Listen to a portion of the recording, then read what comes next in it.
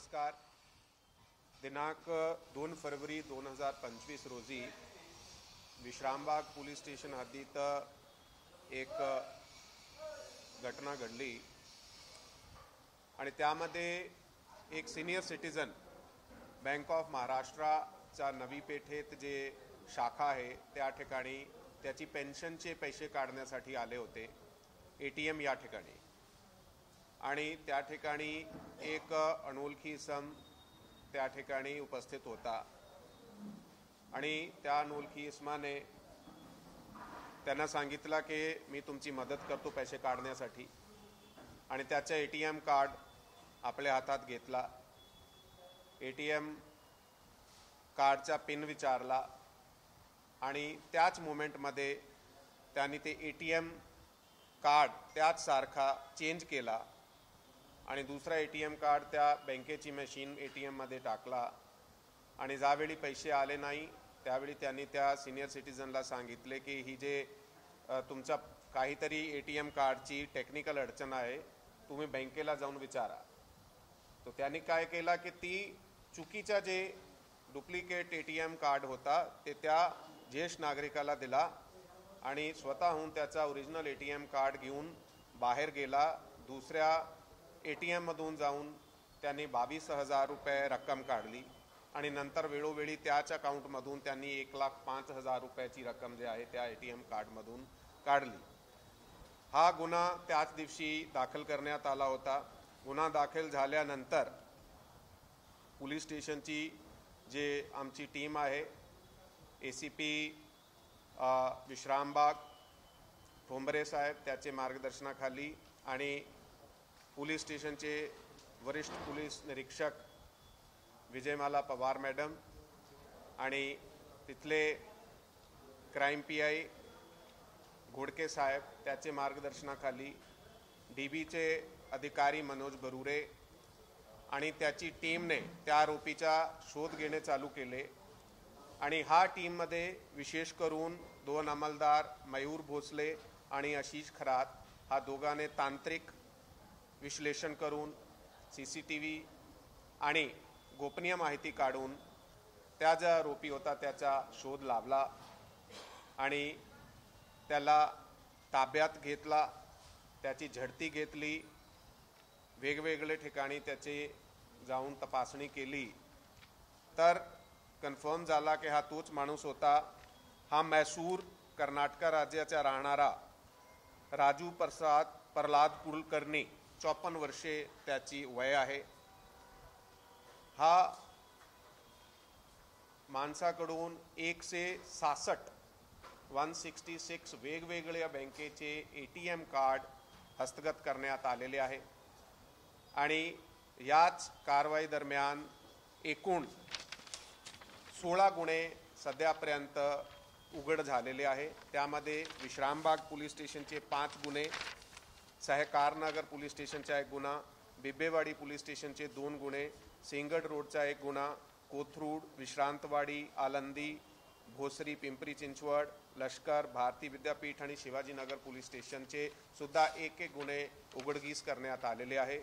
एकूण सध्यापर्यंत 17,92,900 रुपयाचा त्यांनी पैसे काढल्याच्या तपासामध्ये निष्पन्न झालेला आहे. त्यामधून 13,90,700 रुपयाची जी रक्कम आहे हे मुद्देमाल रिकवर करण्यात आलेला आहे. पुढे बाकीचे जे काही ATM त्याचेकडे वेगवेगळे मिळाले आहे तर संबंधित बँकेबरोबर आमचा जे आहे पत्रव्यवहार करण्यात आलेला आहे, त्याचेबरोबर तपासणी चालू आहे. म्हणून पुढे पण त्यामधून काही गुन्हे उघडकीस होण्याची शक्यता नाकारता येत नाही. या कारवाईसाठी ACP विश्रामबाग पवार मॅडम, घोडके साहेब आणि DB टीम मनोज बरुरे आणि त्याचे विशेष कामगिरी करणारे अंमलदार त्याचा मी खूप अभिनंदन करतो. आणि नागरिकाला आव्हान आहे की इच्छित एक ही आहे की सध्यापर्यंत त्यांनी 21 जे सिनियर सिटीजन आहे त्याची असे प्रकारची फसवणूक केलेली आहे. हे सर्व सिनियर सिटीजन पेन्शनर्स आहे आणि तो पर्टिक्युलर त्याचा मोडस ऑपरंडाई होता की पेन्शन घेणारे जे सिनियर सिटीजन पेन्शनचे पैसे त्या तारखेदरम्यान घेण्यासाठी ATM साठी घेत आहेत त्यांना तो टार्गेट करत होता। नागरिकाला आव्हान आहे सिनियर सिटीजन्सला, कृपा करून जर आपल्याला माहीत नसेल ATM बद्दल तर आपले ओळखीचे कोणी घराचे माणसाला सोबत घेऊन जायचे किंवा बँकेचा कोणी जवळचा तो माणूस असेल त्याची मदत घ्यायची आणि ओळखी असल्यावर कुठल्याही प्रकारचा विश्वास न दाखवता त्याची फसवणूकमध्ये जायचा नाही। थँक्यू। जय हिंद, जय महाराष्ट्र।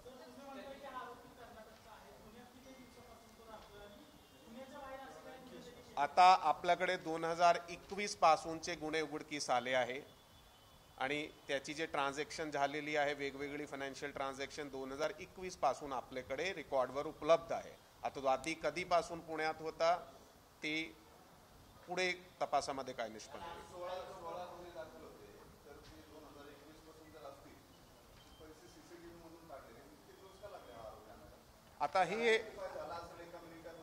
आता हे विश्रामबाग पोलीस स्टेशनची टीम जी आहे त्याच्याकडे 2024 चे गुन्हे होते, त्या अगोदर वेगवेगळे पोलीस स्टेशनचे आहे त्याचे, पण त्याचा मोडस ऑपरंडाई का होता की तो इथे आला पैसे काढले की तो पटकन परत त्या राज्याला मैसूरला निघून जायचे, तो ते थांबायचे नाही। टीम्सने त्याचा तपास लावला होता पण कदाचित त्यावेळी त्यांना सक्सेस मिळाला नाहीये, परंतु या टीमने खूप चांगला काम केलं आहे म्हणून त्याचा खूप खूप अभिनंदन आहे। ती सर्व ज्येष्ठ नागरिकांकडून किंवा वेगवेगळे ठिकाणातून त्यांनी हस्तगत केले होते, बऱ्यापैकी तो सिनियर सिटीजन्स कडून त्यांनी घेतले आहे। त्याशिवाय पण त्यांनी काही माणसाकडून जसं पिक पॉकेटिंग करून पण सध्या तसे प्रकारचे हस्तगत केले आहे।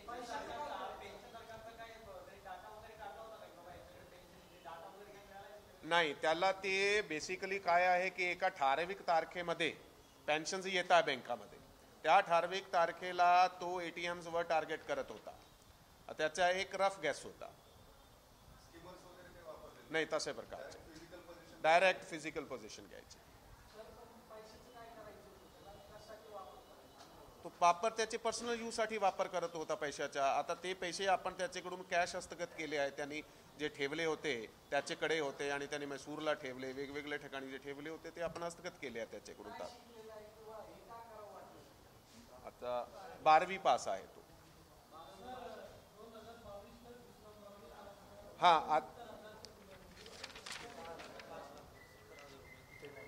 एक 4,05,69,000चा 79,000चा गुन्हा दाखल आहे, तो पण आता उघड करण्यास आलेला आहे। हो,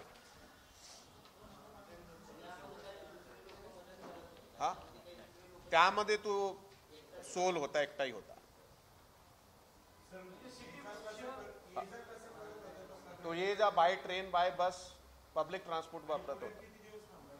पुण्यात तो कारवाई केली, कधी 5 दिवस, कधी 7 दिवस, कधी 2 दिवस, किंवा पटकन त्यांना पैसे मिळाले तो निघून जायचे, असे प्रकारचा त्याचा मोडस ऑपरंडाई होता। नाही, विमानाने नाही, मला सध्यापर्यंत माझ्याकडे ती माहिती नाहीये की तो विमानामध्ये कदाचित आला असणार आहे। थँक्यू। जय हिंद, जय महाराष्ट्र।